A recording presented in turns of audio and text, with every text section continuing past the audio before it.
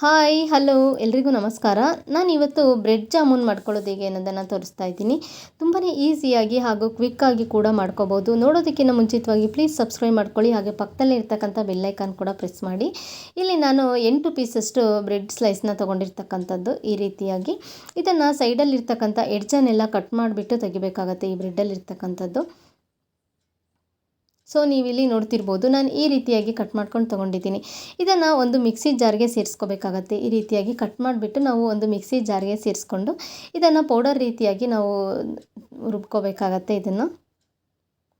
So ನೀವಿಲ್ಲಿ ನೋಡ್ತಿರ್ಬೋದು, ಈ ರೀತಿಯಾಗಿ ಪೌಡರ್ ಆಗಿದ್ದಾಯಿತು. ಇದನ್ನು ನಾನು ಒಂದು ಬೌಲ್ಗೆ ಸೇರಿಸ್ಕೊಂಡು ಇದಕ್ಕೆ ಅರ್ಧ ಕಪ್ನಷ್ಟು ಹಾಲನ್ನು ಕೂಡ ಸೇರಿಸ್ಕೊತಾ ಇದ್ದೀನಿ.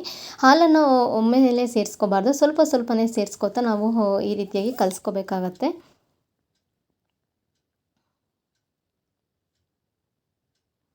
ಈ ರೀತಿಯಾಗಿ ನಾವು ಕಲಿಸ್ಕೋಬೇಕಾಗತ್ತೆ. ತುಂಬ ಸ್ಮೂತಾಗಿಯೂ ಅಲ್ಲ, ತುಂಬ ಹಾರ್ಡಾಗೂ ಅಲ್ಲ, ಹಾಗೆ ರೀತಿಯಾಗಿ ಕಲಿಸ್ಕೊಂಡು 5 ನಿಮಿಷಗಳ ಕಾಲ ರೆಸ್ಟ್ ಮಾಡಲಿಕ್ಕೆ ಅಂತ ಬಿಟ್ಟಿದ್ದೀನಿ.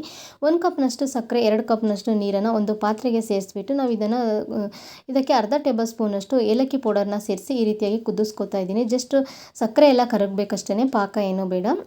ಹಾಗೆ ನಾನಿಲ್ಲಿ ಹಿಟ್ಟೆಲ್ಲ ಯಾವ ರೀತಿಯಾಗಿ ನೆಂದಿದೆ ಅಂತ ಸೊ ನೀವಿಲ್ಲಿ ನೋಡ್ತಿರ್ಬೋದು. ಇದನ್ನು ನಾನು ಕೈಗೆ ಎಣ್ಣೆ ಅಥವಾ ತುಪ್ಪವನ್ನು ಸವರ್ಕೊಂಡ್ಬಿಟ್ಟು ಉಂಡೆಗಳನ್ನಾಗಿ ಮಾಡ್ಕೊಂಡಿದ್ದೀನಿ. ನಿಮಗೆ ಜಾಮೂನ್ ಉಂಡೆಗಳು ಯಾವ ರೀತಿಯಾಗಿ ಸೈಜಲ್ಲಿ ಬೇಕೋ ಆ ರೀತಿಯಾಗಿ ಮಾಡ್ಕೋಬೋದು.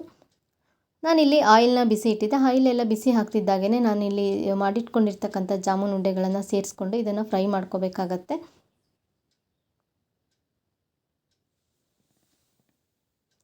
ಈ ರೀತಿಯಾಗಿ ನಾವು ಗೋಲ್ಡನ್ ಬ್ರೌನ್ ಕಲರ್ ಬರೋವರೆಗೂ ಕೂಡ ಈ ರೀತಿಯಾಗಿ ಫ್ರೈ ಮಾಡ್ಕೊಂಡು ತೊಗೋಬೇಕಾಗತ್ತೆ. ಸೊ ನೀವಿಲ್ಲಿ ನೋಡ್ತಿರ್ಬೋದು, ಇದನ್ನು ನಾನಿಲ್ಲಿ ಪಾಕಕ್ಕೆ ಸೇರಿಸ್ಕೊತಾ ಇದ್ದೀನಿ. ಈಗ ಜಾಮೂನ್ ಉಂಡೆಗಳನ್ನೆಲ್ಲ ಪಾಕಕ್ಕೆ ಸೇರಿಸಿದಾಗ್ತಿದ್ದಾಗೇ ಇದನ್ನು ನಾವು 10 ನಿಮಿಷಗಳ ಕಾಲ ರೆಸ್ಟ್ ಮಾಡಲಿಕ್ಕೆ ಅಂತ ಬಿಡಬೇಕಾಗತ್ತೆ. ನಾವು ಈ ಶುಗರ್ ಸಿರಪ್ನ ಅಬ್ಸರ್ವ್ ಮಾಡ್ಕೊಳ್ಬೇಕು ಜಾಮೂನೆಲ್ಲ, ಅಲ್ಲಿವರೆಗೂ ಕೂಡ ಇದನ್ನು ಹೀಗೆ ಬಿಡಬೇಕಾಗತ್ತೆ. ಸೊ ನೀವಿಲ್ಲಿ ನೋಡ್ತಿರ್ಬೋದು, ಕಂಪ್ಲೀಟ್ ಆದ ಬ್ರೆಡ್ ಜಾಮೂನೆಲ್ಲ ರೆಡಿ ಆಗಿದ್ದಾಯಿತು. ಹಾಗೆ ಯಾರೆಲ್ಲ ನನ್ನ ಚಾನಲ್ನ ನೋಡ್ತಾ ಇದ್ದೀರಾ ಪ್ಲೀಸ್ ಒಂದು ಲೈಕ್ ಮಾಡಿ, ನಿಮ್ಮ ಫ್ರೆಂಡ್ಸ್ ಫ್ಯಾಮಿಲಿ ಮೆಂಬರ್ಸ್ಗೆಲ್ಲ ಶೇರ್ ಮಾಡಿ. ನೀವು ಒಂದು ಸಲ ಟ್ರೈ ಮಾಡಿ ಕಮೆಂಟ್ ಮೂಲಕ ತಿಳಿಸಿ ಹೇಗೆ ಬಂತು ಅಂತ. ತುಂಬಾ ಈಸಿಯಾದಂಥ ರೆಸಿಪಿ, ಒಂದು ಸಲ ಟ್ರೈ ಮಾಡಿ ನೋಡಿ. Thank you for watching.